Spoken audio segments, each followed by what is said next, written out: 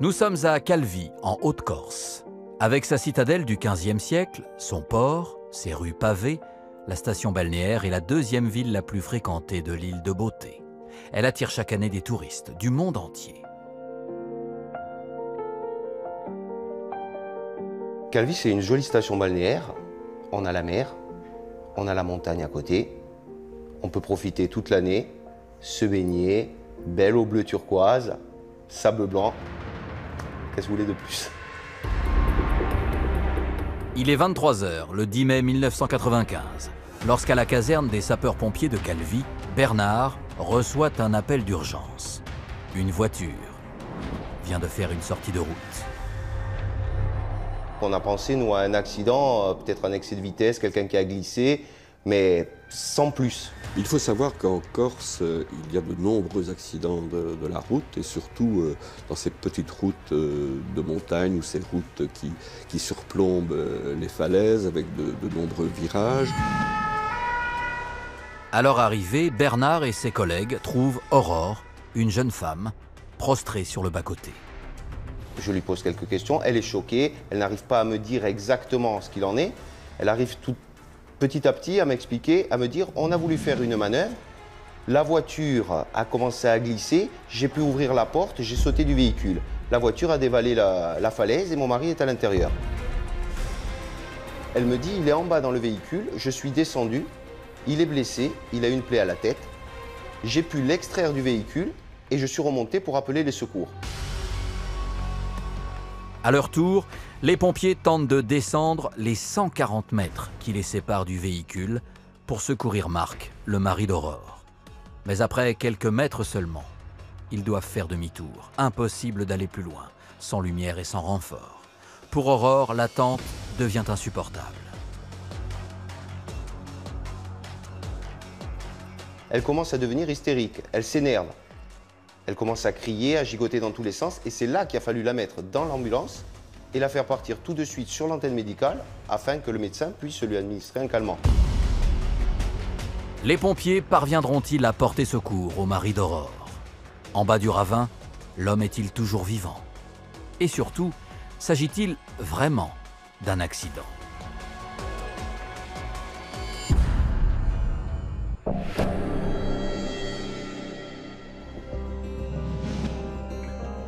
À Calvi, les renforts, accompagnés des gendarmes, sont arrivés sur les lieux de l'accident. L'opération de secours peut commencer et elle s'annonce périlleuse. À 2 h du matin, les pompiers parviennent enfin à accéder à la voiture. En bas du ravin, il ne reste qu'un amas de tôle fracassé sur les rochers. Il n'y a pas de corps à l'intérieur, il n'y a pas de corps aux alentours, donc le corps a été éjecté. Mais où est ce corps? Aurore dit avoir traîné son mari jusqu'à la mer pour lui rincer le visage. Les secours décident donc d'appeler des plongeurs pour sonder le rivage. Au petit matin, Marc est retrouvé mort. Son corps gît à 3 mètres de profondeur. Il présentait une plaie qui partait au niveau du nez ici, qui remontait jusque là et qui s'ouvrait comme ça. Donc toute cette partie était complètement ouverte et voilà, c'est sûr, c'est pas beau à voir. Et rapidement, en recueillant le témoignage d'Aurore, les secouristes s'interrogent. Comment ce véhicule peut se retrouver à tel endroit, alors que si on écoute la victime, il aurait dû se retrouver à un autre endroit? Comment se fait-il que cette victime, celle qu'on a pu questionner, ait pu sortir du véhicule alors que l'autre n'a pas eu le temps? Comment se fait-il qu'elle ait pu descendre, voir son mari remonter alors que ce n'est pas possible? Donc celui-là, c'est un accident un peu spécial. D'autant plus que, contrairement à son mari, la jeune épouse est indemne. Physiquement, elle est très bien. Elle est très bien. C'est même ce qui est étonnant, c'est qu'elle n'a pas, elle est pieds nus, elle n'a pas une blessure, pas une égratignure, ni au niveau des mains, ni au niveau des pieds, alors que l'endroit est très escarpé. Questionnée par les gendarmes, Aurore tente d'expliquer les circonstances du drame. La jeune femme raconte qu'avec son mari, ils ont dîné, puis ont profité de la vue depuis la chapelle de Notre-Dame de la Serra.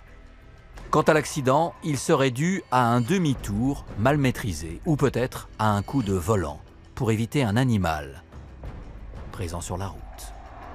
Il voit véritablement une jeune femme dans tous ses états, au bord de la crise de nerfs, ce qu'on peut comprendre, bien évidemment. Car à 26 ans, la jeune épouse se retrouve veuve 2 mois jour pour jour après son mariage. Pour les gendarmes, l'accident est donc d'autant plus dramatique. Mais l'affaire est classée et ils doivent maintenant prévenir les proches en Belgique.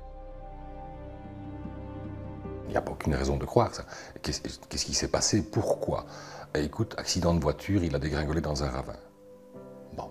Et ça, c'est un manteau de froid qui tombe sur les épaules en disant mais pas à notre âge, pas dans ce qu'on fait, pas dans qui on n'est, pas maintenant.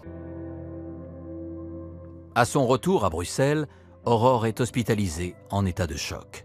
Ses proches se relaient à son chevet. Parmi eux, les parents de Marc. Ils n'ont qu'une seule envie, c'est de retrouver à travers Aurore un petit peu de leur fils. Donc ils sont très prévenants vis-à-vis de leur belle-fille. Mais rapidement, les relations se tendent. La veuve éplorée change d'attitude et surtout, elle refuse que son mari soit enterré. Du jour au lendemain, Aurore s'est montrée dure, il y a eu des mots entre la belle famille et Aurore.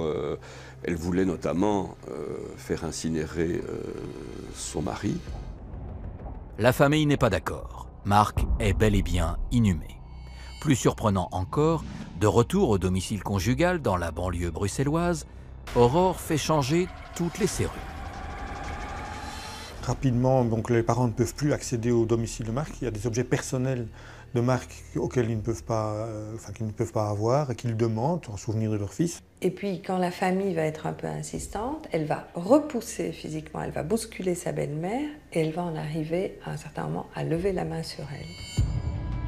Aurore vend alors la maison héritée de Marc et décide de couper les ponts.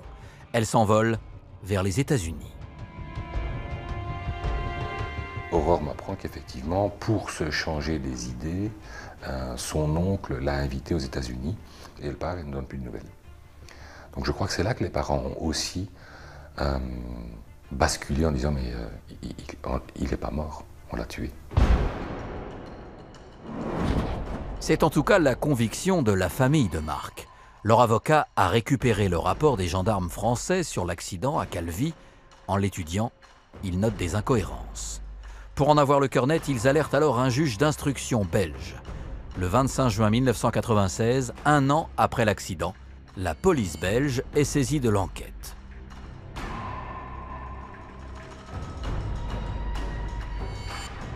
Que s'est-il réellement passé ce soir de printemps sur la route corse? Aurore a-t-elle menti aux forces de l'ordre? Quelle est l'histoire de ce couple au destin tragique?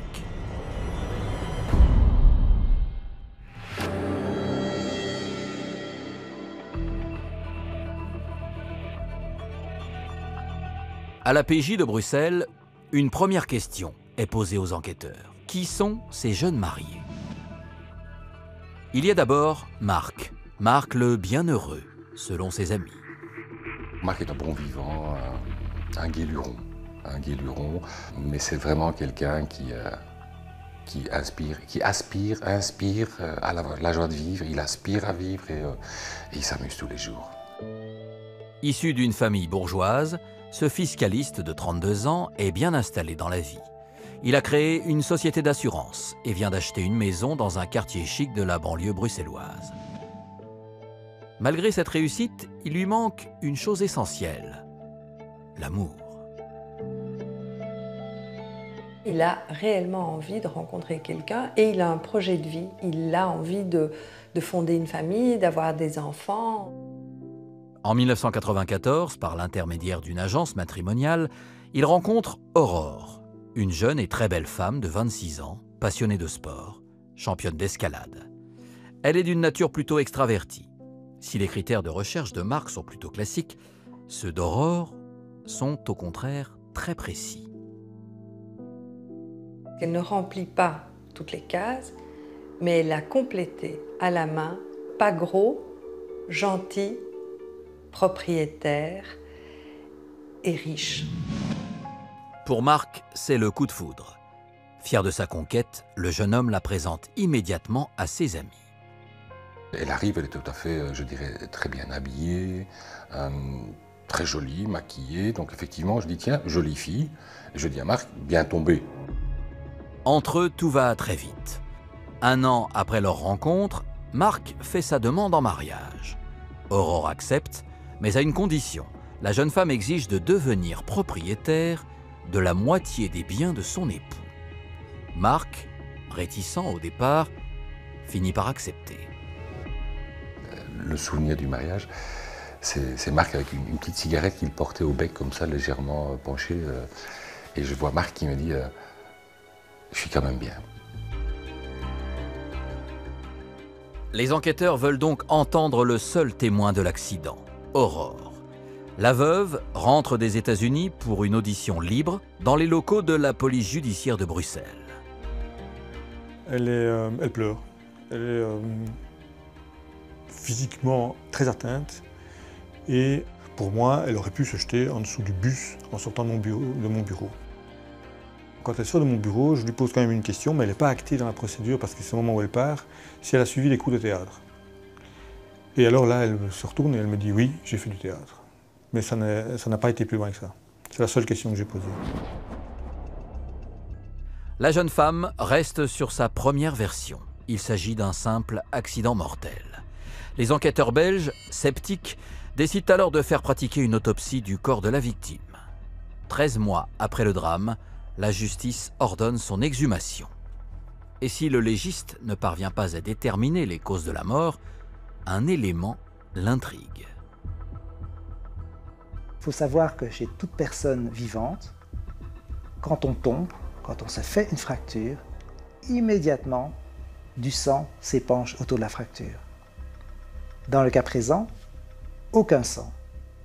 Donc, cette fracture a eu lieu quand le corps était déjà décédé. Donc ça veut dire en clair que c'est un cadavre qui se trouve déjà dans la voiture quand le véhicule tombe dans le ravin. Dans ces conditions, quelle crédibilité accorder aux déclarations de la veuve? Aurore affirme avoir traîné le corps de son mari jusqu'à la mer. Mais pour le légiste, c'est tout bonnement impossible. À ce moment-là, on aurait nécessairement trouvé des lésions de traînage sur le corps. Et là, à l'autopsie, nous n'en avons pas trouvé. Donc, cette version ne tient pas la route. Autre élément troublant, l'expertise automobile. Sans la carcasse, les enquêteurs se basent sur le rapport des secouristes. Et un détail attire leur attention. Si le véhicule, effectivement, a bien basculé, le réflexe de tout conducteur, c'est d'accélérer pour essayer de garder le véhicule sur la route. Mais non, il n'y a rien. Il n'y a pas de traces de dérapage, il n'y a pas de traces de glissage, il n'y a rien. Le véhicule a été poussé. Fort de ces nouveaux éléments, les policiers veulent à nouveau entendre Aurore. Mais la jeune femme a disparu. Le 1er avril 1997, 2 ans après le drame, le juge d'instruction lance un mandat d'arrêt international contre la veuve pour assassinat. Où se cache-t-elle? A-t-elle organisé la mort de son mari? S'agit-il d'un crime crapuleux?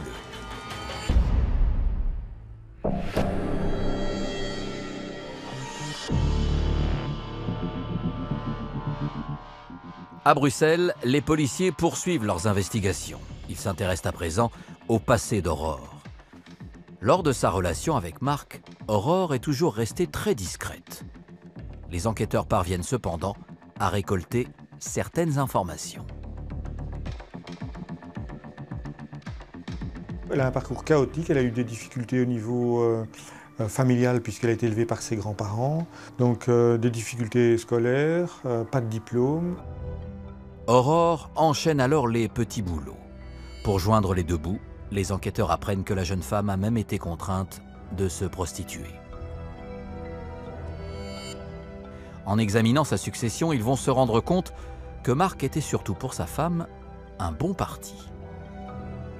On constate qu'Aurore, finalement, dès le départ, était une femme intéressés, ou en tout cas opportunistes. Et puis, il y a des assurances qui vont sortir de terre un peu comme des champignons.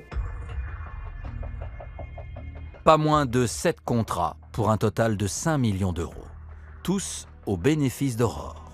Parmi eux, un document, conclu quelques semaines seulement avant le mariage, attire l'attention des policiers. Le contrat d'assurance vie le plus important, qui porte sur 10 millions de francs belges, c'est-à-dire 250 000 euros, est un contrat avec une clause particulière. Donc la prime était doublée en fonction de l'accident de la route. Les policiers belges convoquent alors Gontran, l'ami de Marc et surtout son agent d'assurance. Pour ce dernier, c'est certain, ce contrat est un faux. Quand l'inspecteur me regarde, il dit pardon. Je dis ce n'est pas sa signature. Ce n'est pas la signature de Marc. Je peux vous regarder tous les autres contrats. Donc je reprends tous les autres contrats que l'inspecteur avait sur son bureau. Je dis mais ce n'est pas sa signature, regardez. La presse s'empare de l'affaire et ce battage médiatique va faire sortir de son silence un témoin capital. Fabienne, la belle-mère d'Aurore, appelle le juge d'instruction. Elle a une révélation à lui faire. Face au magistrat, elle raconte les confidences d'Aurore à l'hôpital, juste après son rapatriement de Corse. J'ai vu Aurore qui riait. Je me suis demandé, j'ai posé la question à mon mari, j'ai fait une crise de nerfs, c'est pas possible, il y a quelque chose qui se passe. Et alors là, elle m'a dit non, non, non, non, non, je suis bien, je suis bien, je suis millionnaire, je suis millionnaire, je suis millionnaire. Je comprenais pas, je pouvais pas comprendre. Et c'est là où elle m'a dit, écoute, non, je suis millionnaire, pourquoi? Parce que bon, j'avais une assurance vie et j'ai tué mon mari. Aurore a fait ses confidences en lui disant que, en fait, elle avait assassiné son mari avec l'aide de son amant, un certain Peter. Peter, aidé de complices, aurait extrait Marc de la voiture, puis l'aurait frappé à mort à coups de batte de baseball. Il l'aurait ensuite remis dans le véhicule et poussé du haut de la falaise. Les policiers s'intéressent immédiatement à ce fameux Peter et découvrent un jeune Allemand de 27 ans, aux allures de playboy. Ce qui frappe, c'est son côté sûr de lui. C'est un très beau garçon, c'est un séducteur. Très intelligent. On dit de lui qu'il apprenait au contact des autres. À 20 ans, après des études brillantes, Peter s'engage dans l'armée. Il devient caporal dans un régiment de l'OTAN situé à Mons, en Belgique. C'est là qu'il rencontre Ursula, une jolie blonde de 21 ans. Qui s'est marié très jeune à une ressortissante belge, qui est décédée dans un accident de voiture le long d'un canal en Belgique. Il a dit que la voiture avait plongé dans le lac, qu'il avait pu s'en sortir, qu'il avait regardé pour essayer de sauver sa femme, qu'il n'avait pas réussi à le faire. L'affaire est jugée en Belgique comme un accident. En 1992, Peter est donc condamné à 3 mois de prison avec sursis pour homicide involontaire. Il a touché une somme de 6 millions de francs belges à l'époque comme assurance vie donc sur la tête de sa femme. On se trouve véritablement devant une autre affaire, mais qui ressemble comme 2 gouttes d'eau à l'affaire Corse.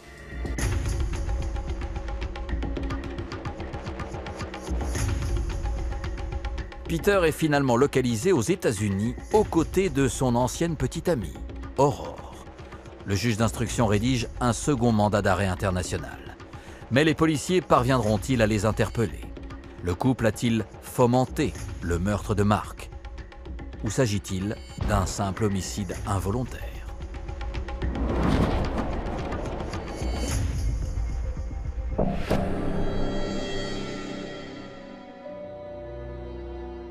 À la PJ de Bruxelles, les enquêteurs explorent le passé du couple Peter et Aurore.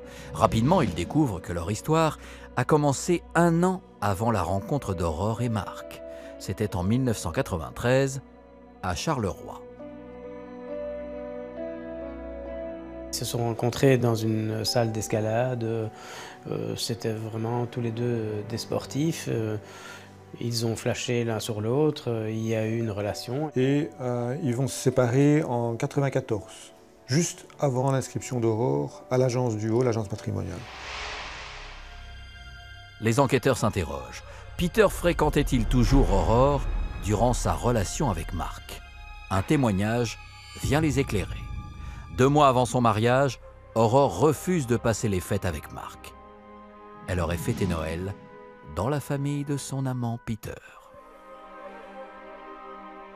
Son frère dira « Je me souviens, Peter est venu chez mes parents accompagné d'une jeune femme blonde. » Et il décrit Aurore.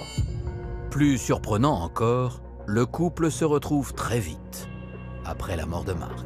Ils se recontactent 2 mois après le drame, d'abord par téléphone et après qu'il y ait eu des contacts avec d'autres personnes parce qu'elle voulait de l'aide sur un certain nombre de choses.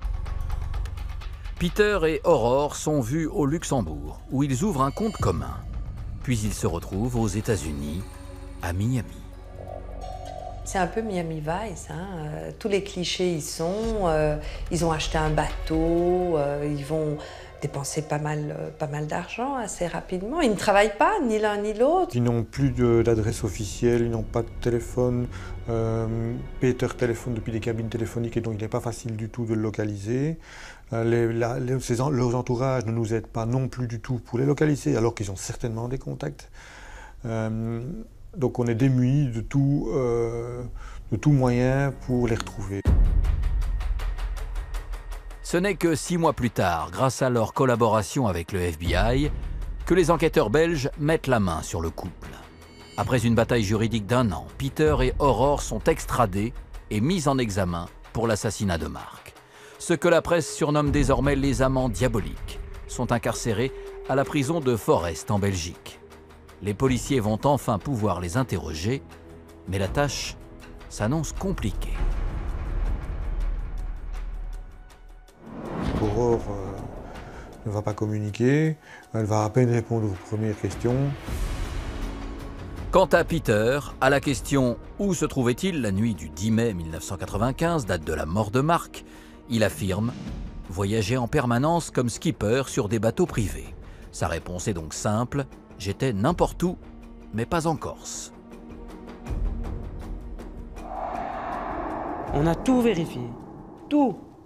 Tous les endroits, il n'y a pas un témoin, il n'y a pas un téléphone, il n'y a pas quelqu'un qui l'a vu ou qui l'aurait suspecté, il n'y a pas quelqu'un qui l'a accusé de l'avoir vu sur les lieux. On a vérifié les transports en commun, on a vérifié les bateaux privés, enfin, on a vérifié tout ce qui était vérifiable pour déterminer s'il avait mis un pied en Corse dans cette période. La réponse a été non. 6 mois plus tard, le juge d'instruction ordonne une reconstitution de l'accident, avec toujours le même objectif, vérifier la version d'Aurore. La jeune femme doit démontrer comment elle est parvenue à sauter de la voiture. Mais après plusieurs tentatives à différentes allures, elle ne parvient pas à s'éjecter du véhicule. Prise au piège, Aurore panique. S'il vous plaît, 2 minutes, s'il vous plaît. Laissez-moi 2 minutes sortir, je ne vais pas m'évader, je ne vais pas aller nulle part. Je veux qu'on me laisse 5 minutes tranquille. Peter vole au secours de sa compagne. L'homme qui prétendait ne pas être présent sur les lieux ce jour-là intervient à plusieurs reprises pour modifier le plan des experts et la trajectoire de la voiture. S'il y a une tourne à droite dans ce moment, ça veut dire vous faire une coupe et quand même la voiture, les pneus sont allés pas. Oui, donc vous voulez que l'angle soit un peu moins fort. Les enquêteurs sont interloqués. Mais malgré beaucoup de mensonges, de versions confuses et improbables, ils ont une certitude, ils tiennent les coupables. C'est à présent aux jurés de décider. Y a-t-il assez d'éléments pour condamner Peter et Aurore? Face à la cour, les amants diaboliques vont-ils avouer leurs crimes? Les proches de Marc obtiendront-ils les réponses à toutes leurs questions?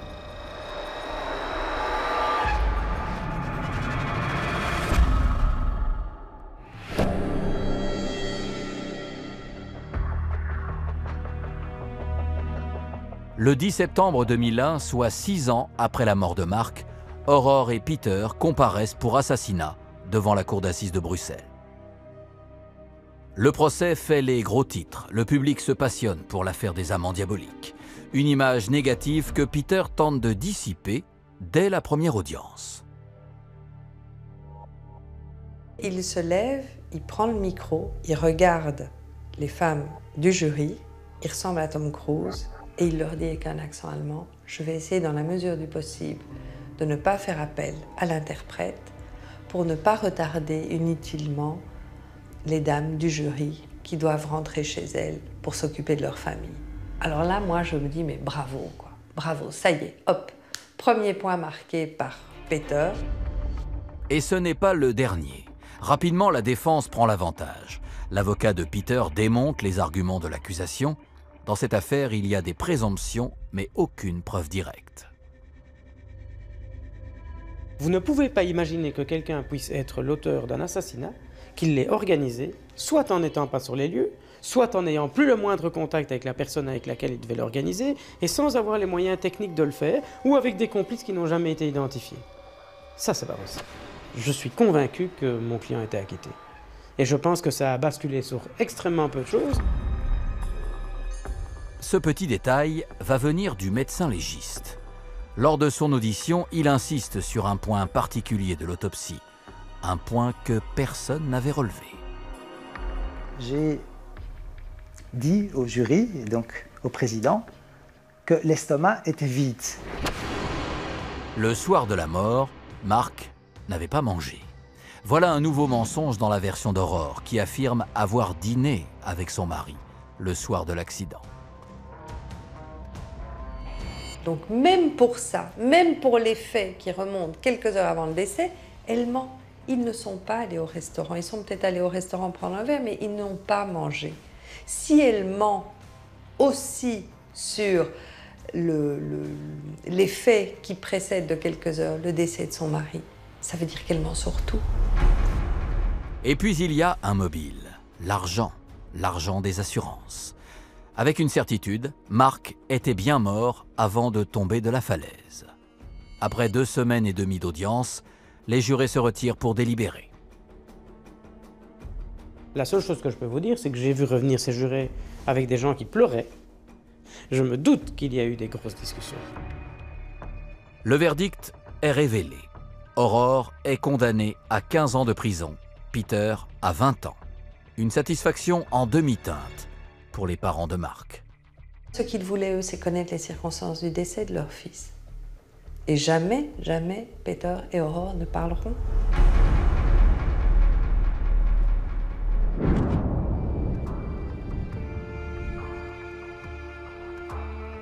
Aujourd'hui, 20 ans après les faits, personne en Belgique n'a oublié l'affaire des amants diaboliques. Après tout ce temps, les proches de Marc se posent encore et toujours une question essentielle. Comment Marc a-t-il trouvé la mort? J'ai perdu un ami de toute façon. Je ne saurais peut-être pas la décision avant moi-même de monter voir Saint-Pierre s'il existe. Et peut-être que ce jour-là, je saurai la vérité. Parce que personne ne me la dira avant de toute façon.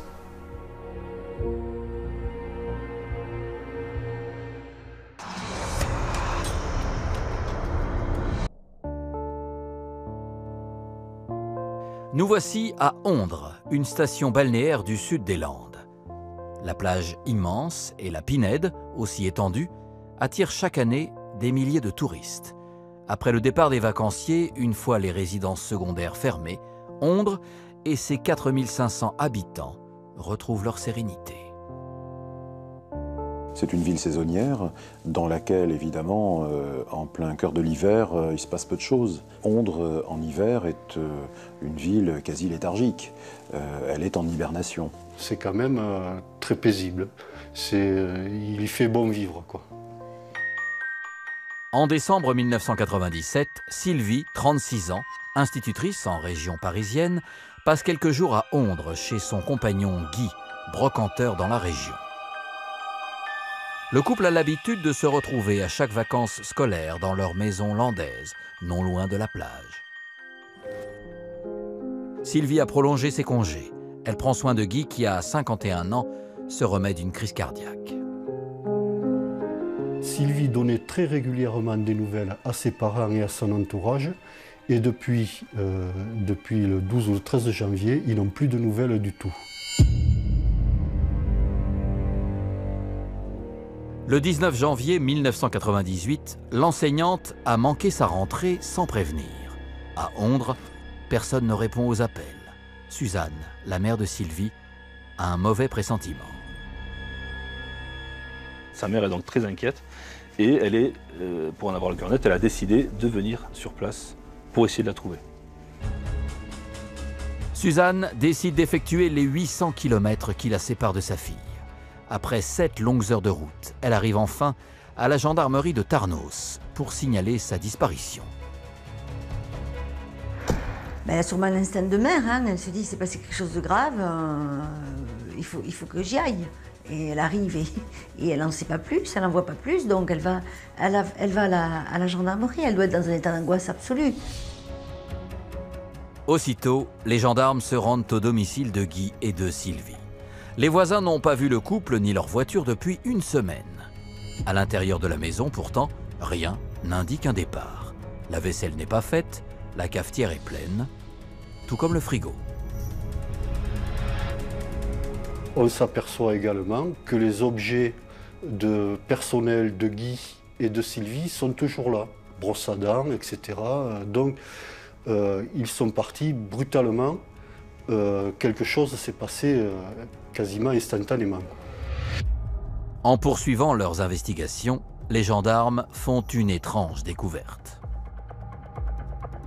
On tombe sur le journal intime de Sylvie et on s'aperçoit que le dernier écrit est du 12 janvier.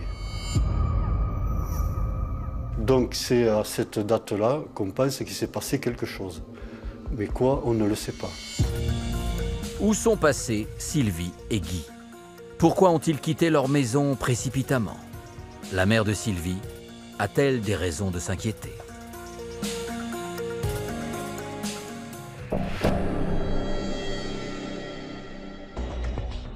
À Ondres, 5 jours après le signalement de la disparition de Sylvie et de Guy, le procureur de Dax ouvre une information judiciaire pour enlèvement. Les gendarmes poursuivent leur enquête et s'intéressent désormais au profil du couple.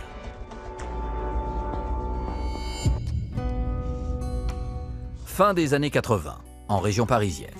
Sylvie rencontre Guy, de 15 ans son aîné. À l'époque, ils sont tous les deux professeurs et très vite, ils nouent une relation sérieuse. C'est un couple qui fonctionne très bien, de façon très équilibrée, harmonieuse.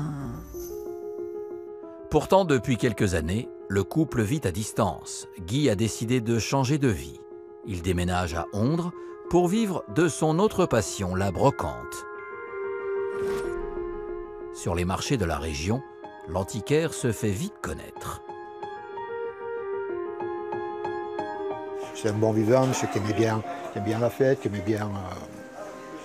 bien le contact avec les gens aussi. Il aimait bien faire plaisir, offrir, voilà. Il était généreux. C'est un type qui aime jouer de la musique, qui a des instruments de musique chez lui, qui aime faire la fête. Je pense que pour beaucoup, c'est l'ami. Voilà, l'ami joyeux. Extraverti, peut-être un peu trop, au goût de certains, car Guy n'est pas discret quand il parle d'argent. Ses affaires se portent bien et il ne s'en cache pas. Comme beaucoup de marchands à cette époque qui avaient qui gagnaient assez bien leur vie, je pense que certains avaient l'habitude de sortir comme ça des liasses d'argent, une poche, l'argent tout froissé. Bon, lui pouvait peut-être le faire davantage que moi en tous les cas, peut-être parce qu'il en avait plus. L'argent est donc la première piste envisagée par les enquêteurs, d'autant que Guy a été victime d'un cambriolage il y a quelques mois. Les gendarmes examinent les relevés bancaires du couple et ces derniers montrent des mouvements plutôt étranges. Depuis le 12 janvier, la carte bleue de Sylvie a servi 4 fois.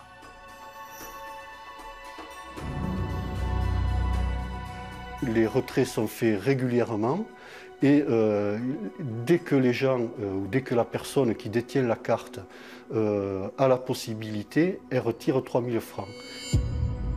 Ce ne sont visiblement pas des prélèvements bancaires qui sont en relation avec le train de vie habituel. Ce ne sont pas des dépenses courantes. On est donc véritablement sur une suspicion d'utilisation frauduleuse de cette carte bleue. À chaque fois, les retraits ont lieu le lundi, dans la nuit, à Bayonne. Le lundi 9 février, les gendarmes décident donc de surveiller tous les distributeurs de la ville. Ça mobilise au moins 80 gendarmes, puisqu'il faut, les gendarmes se trouvent à l'intérieur du distributeur pour voir directement, pour lire directement les sommes relevées, et un dispositif à l'extérieur pour pouvoir prendre en chasse, je dirais, la personne qui effectue le retrait. Mais ce soir-là, les enquêteurs font chou blanc.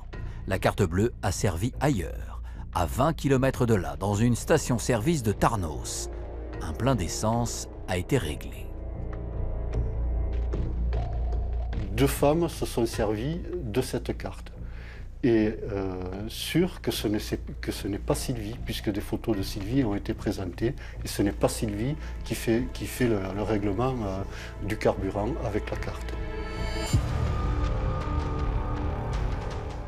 Ensuite, plus rien. Les retraits cessent brusquement. Les gendarmes tentent alors de retrouver la voiture du couple, un fourgon blanc.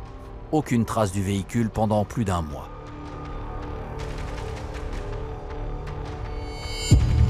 Jusqu'au matin du 10 mars. Le C15 de Guy est retrouvé incendié sur le parking d'un hôtel de Saint-Paul-les-Dax. La carcasse ne dévoile aucun indice, mais les témoins, eux, apportent de précieuses informations.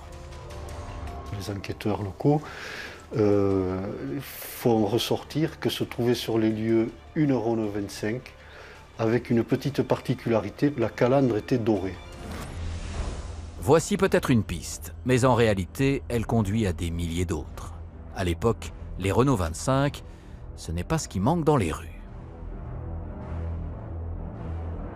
Malgré toutes les filatures qu'on puisse faire, tout un travail de fond, tout est vérifié, on patine, on n'avance plus. Retrouvera-t-on un jour Sylvie et Guy? Sont-ils sains et saufs à l'heure actuelle? Et quel nouvel élément va pouvoir relancer l'enquête?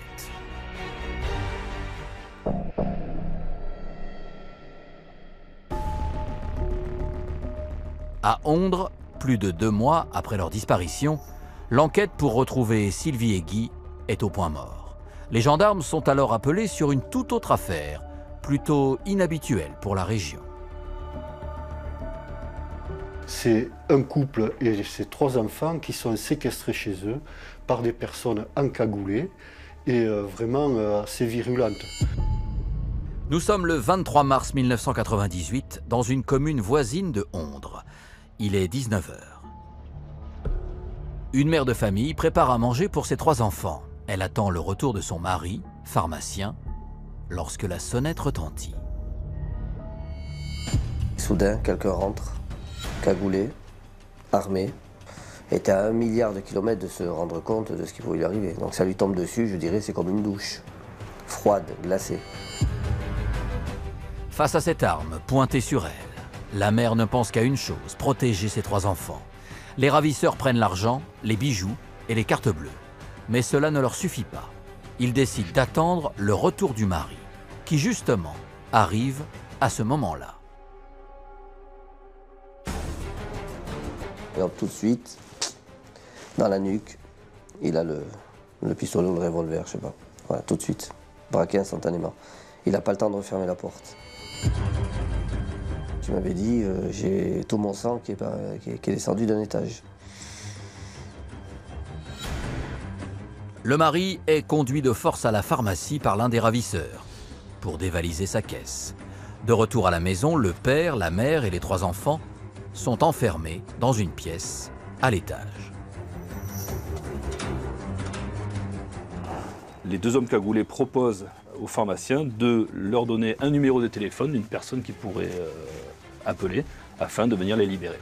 Les pharmaciens donnent le numéro de leur femme de ménage. Les gendarmes réussissent alors à remonter cet appel. Il a été passé depuis une cabine téléphonique. Et là, bingo, les enquêteurs trouvent alors un appel téléphonique passé 1 minute avant le fameux coup de fil. Et ce coup de téléphone les intéresse parce qu'ils permettent d'identifier le destinataire de l'appel comme étant Corinne. Un prénom qui fait tilt chez les enquêteurs. Il apparaissait déjà dans l'affaire de la disparition de Sylvie et de Guy.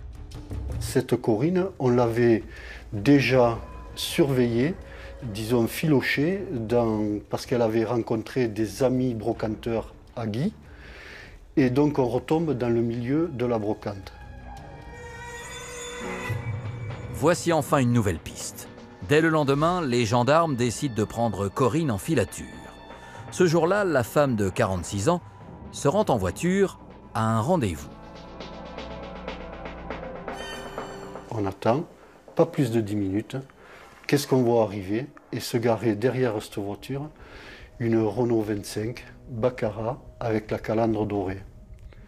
Alors avec le collègue, on s'est regardé, on s'est dit c'est pas possible, là il y a quelque chose, quoi. Les gendarmes changent de cible et suivent cette fameuse voiture, le même modèle qu'ils n'avaient pas réussi à retrouver au début de leur enquête. À son bord, un homme d'une quarantaine d'années. Il les conduit jusqu'à une résidence où vivent sa fille et son compagnon. Dans cette matinée-là, en 2 heures de temps, on a identifié le quatuor de malfrats, quoi. Car ils sont bien 4. Jean-Étienne, le père, Corinne, son ex-femme, Aurélie, leur fille, et Daniel, leur gendre. Des prénoms dont certains sont connus de la justice. Cette famille est-elle impliquée dans la disparition de Sylvie et de Guy? Et surtout, va-t-elle permettre de les retrouver? Le couple est-il victime d'une séquestration?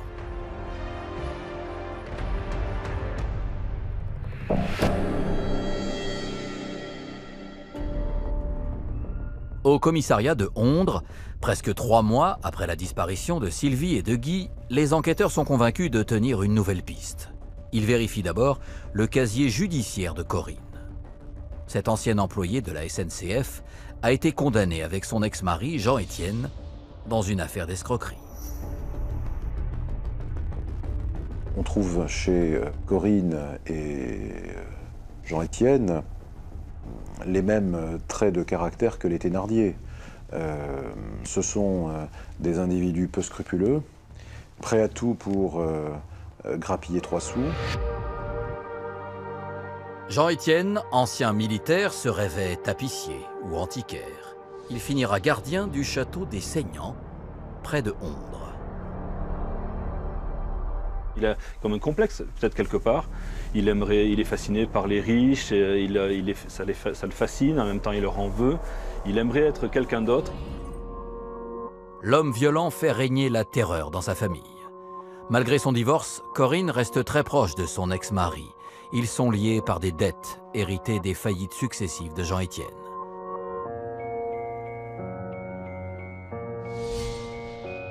Les gendarmes placent alors les 4 malfrats sous écoute. Aurélie, Daniel, Corinne, tous semblent sous l'emprise de Jean-Étienne. Et chacun ne parle que d'une chose, l'argent.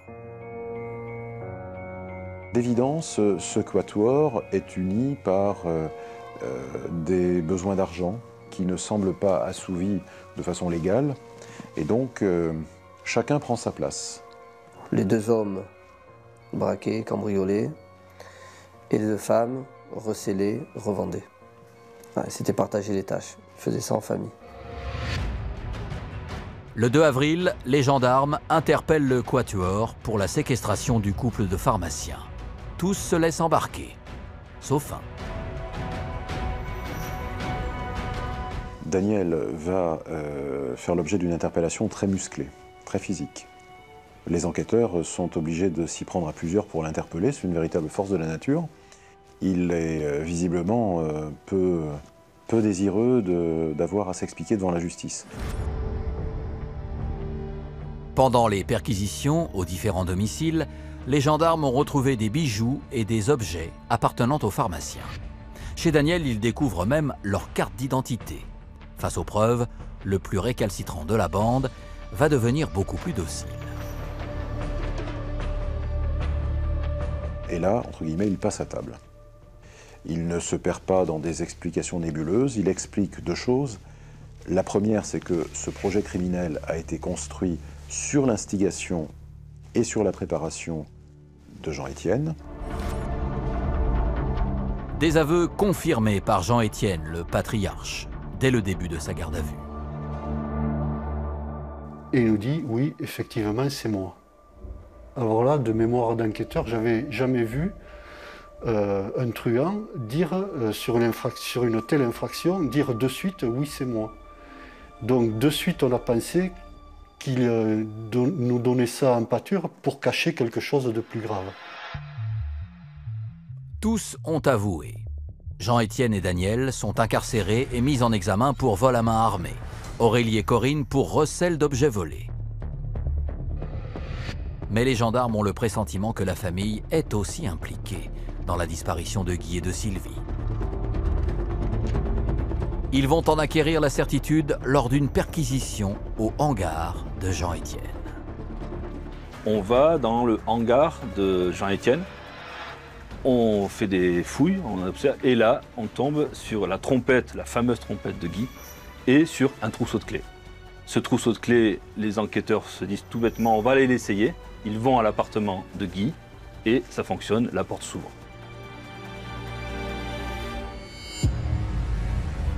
Donc là, on a gagné, quoi. On a fait le lien entre les deux affaires. Que s'est-il passé le soir du 12 janvier, jour de la disparition de Sylvie et de Guy? Le quatuor de malfrats passera-t-il une nouvelle fois à table? Et surtout, le couple est-il toujours vivant, quelque part?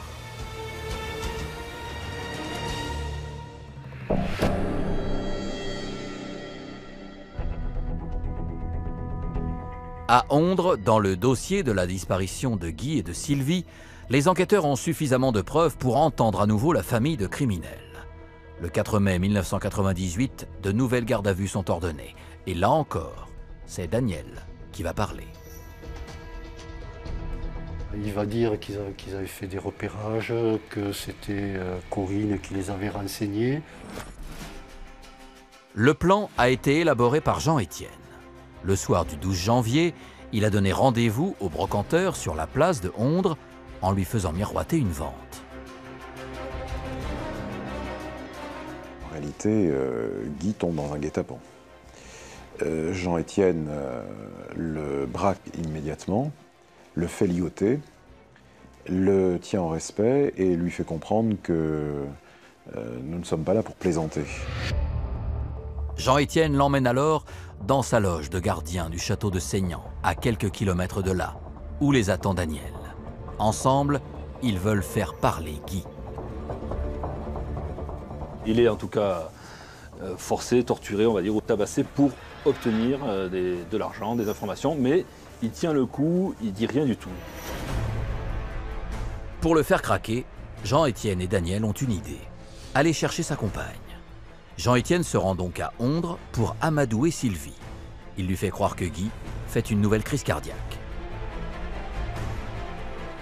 Sylvie n'a aucune raison particulière de se méfier de cet homme-là, parce que lorsqu'il vient lui raconter quelque chose de tout à fait plausible, sachant que Guy, quelques jours auparavant, a déjà eu un premier malaise.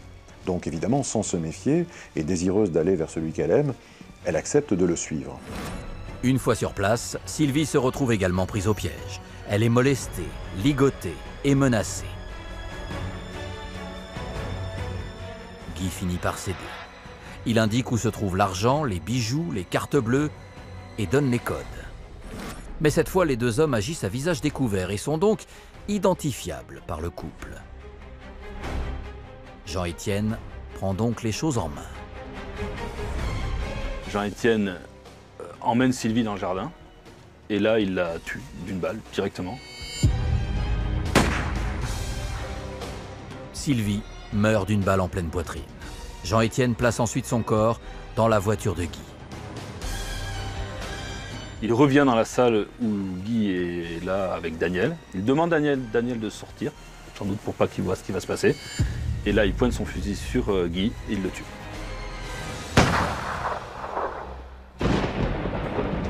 Les deux hommes doivent maintenant se débarrasser des corps. Ils prennent la direction de la plage de Ondres, à quelques kilomètres de là.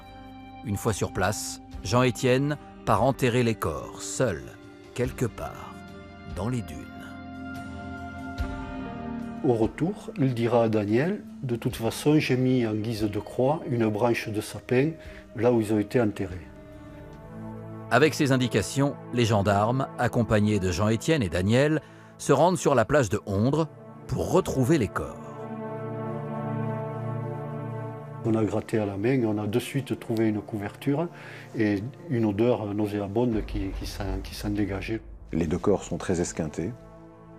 Ils sont enlacés quasiment l'un à l'autre et c'est une vision d'horreur. Jean-Étienne et Daniel sont mis en examen pour assassinat. Corinne pour complicité d'assassinat pour avoir renseigné son ex-mari sur Guy. Enfin, la mère et sa fille Aurélie sont accusées de recel d'objets volés pour s'être servies de la carte bleue de Sylvie.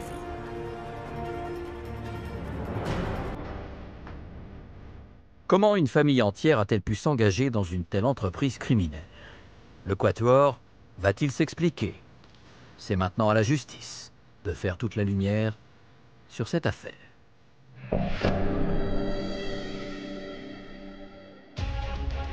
Le 18 juin 2001, le procès de la famille s'ouvre aux Assises des Landes à Mont-de-Marsan.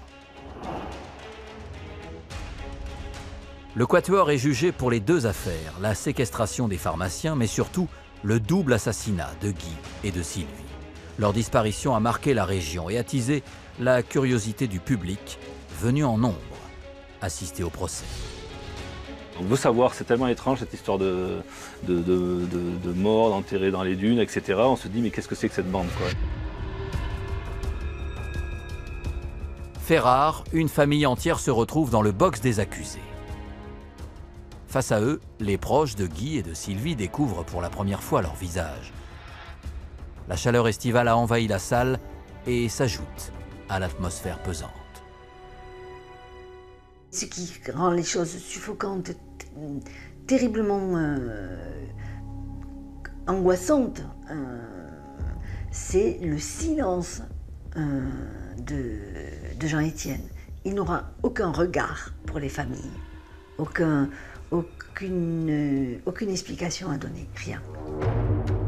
Jean-Étienne refuse de se défendre, convaincu qu'il n'échappera pas à la perpétuité. Quand le président l'interroge, notamment sur la mort de Sylvie, ses réponses sont toujours laconiques. Pourquoi la femme? Il avait répondu, mais c'est tombé, c'est un rideau, paf, qui tombe, parce qu'elle m'a vu. Point. Pas elle m'a vu, vous comprenez, elle m'a vu. Pas. Président et jurés sont stupéfaits et comprennent alors l'emprise que ce chef de clan exerce sur le reste de la famille. Malgré les 3 ans de détention et de séparation, la domination de Jean-Étienne reste intacte. Quand un juge posait une question, par exemple, à Daniel, Daniel essayait de répondre tout en fixant du regard Jean-Étienne pour chercher l'approbation de Jean-Étienne dans sa réponse plutôt que d'essayer de parler au juge. C'était systématique.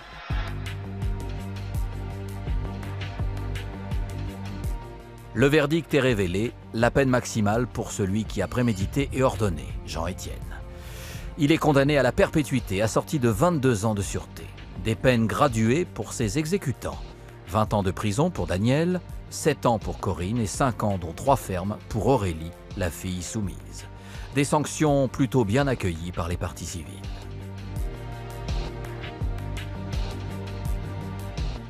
Le verdict a été ressenti comme un acte de justice et un acte de sécurité, pourrait-on dire. Elles se sont senties protégées par un tel verdict.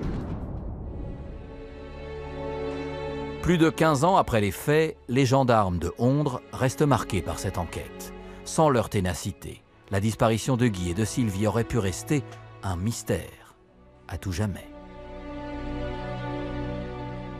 On a tout vérifié, tout ce qu'on pouvait faire, on l'a fait, et puis au bout, on est arrivé à quelque chose. Nous avons réussi, pour les parents des victimes, à retrouver les corps, et donc que ces personnes puissent en faire le deuil.